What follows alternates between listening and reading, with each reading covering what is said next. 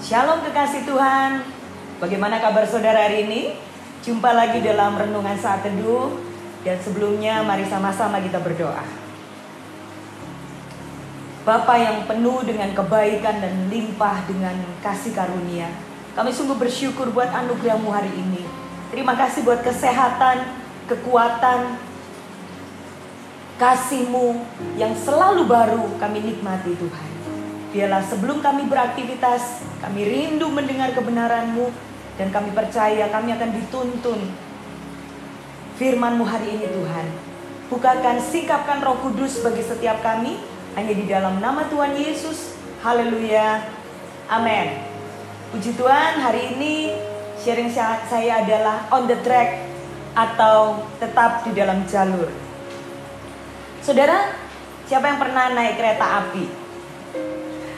Saya percaya kereta api itu memiliki rel, benar saudara?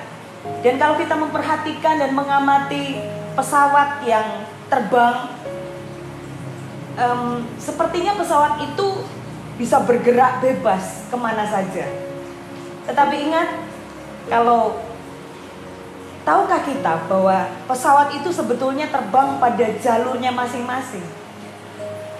Sedikit saja, 1 derajat saja meleset saudara, resikonya bisa ada kecelakaan di udara. Bahkan tidak sampai kepada tujuan. Itulah yang terjadi dengan kehidupan orang percaya. Tuhan memang memberikan kebebasan kepada kita untuk memilih atau free will, kehendak bebas. Tetapi jangan diartikan bahwa kehendak bebas yang diberikan Tuhan itu tanpa aturan, tanpa ada batasan. Tetapi Tuhan sudah memberikan rambu-rambu. Tuhan sudah menetapkan aturan yang sangat jelas untuk kita perhatikan dan patuhi. Sebelum masuk ke tanah Kanaan, seorang yang bernama Yosua diberi peringatan sama Tuhan di Yosua 1 ayat yang ke-8. Janganlah engkau lupa memperkatakan kitab Taurat ini, tetapi renungkanlah itu siang dan malam, supaya engkau bertindak hati-hati sesuai dengan segala yang tertulis di dalamnya. Sebab dengan demikian perjalananmu akan berhasil dan engkau akan beruntung. Yosua taat kepada perintah, tidak menyimpang ke kanan atau ke kiri. Dan itu yang membuat Yosua berhasil dalam segala apa yang dikerjakan. Dia memimpin bangsa Israel untuk masuk ke tanah perjanjian dengan ketetapan-ketetapan Tuhan. Dan itu bisa, tanah Kanaan itu bisa direbut. Dan apa saja yang dikerjakan Yosua dibuat Tuhan berhasil. Tuhan itu berjanji jika kita hidup mengikuti seluruh ketetapan dan peraturannya dengan setia, maka berkat Tuhan dan kebaikan Tuhan akan kita alami di dalam hidup kita. Berkat yang Tuhan janjikan bukanlah kehidupan yang berjalan serba mulus, tanpa tantangan, tanpa halangan. Tetapi Tuhan berjanji sebesar apapun tantangan dan rintangan yang kita hadapi dalam hidup kita, Tuhan akan menyertai, Dia menolong, memberi kekuatan kepada kita untuk dapat mengatasinya dan kita keluar menjadi seorang pemenang. Kita sebagai orang tua sudah ada aturan-aturan dalam firman Tuhan. Bagaimana menjadi orang tua yang benar, bagaimana cara mendidik anak-anak. Kita sebagai anak-anak juga sudah ada jalurnya, sudah ada aturannya. Bagaimana hidup sebagai pelayan Tuhan, bagaimana caranya hidup kita penuh sukacita, bagaimana kita selalu bersyukur, seperti apa hidup tanpa kekhawatiran, bagaimana hidup dalam kasih.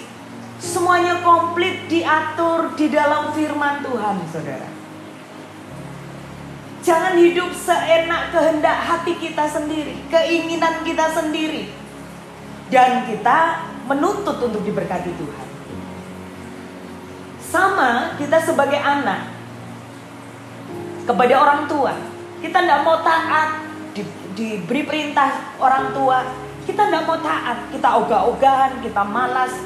Lalu kita menuntut semua keinginan kita harus diberikan oleh orang tua.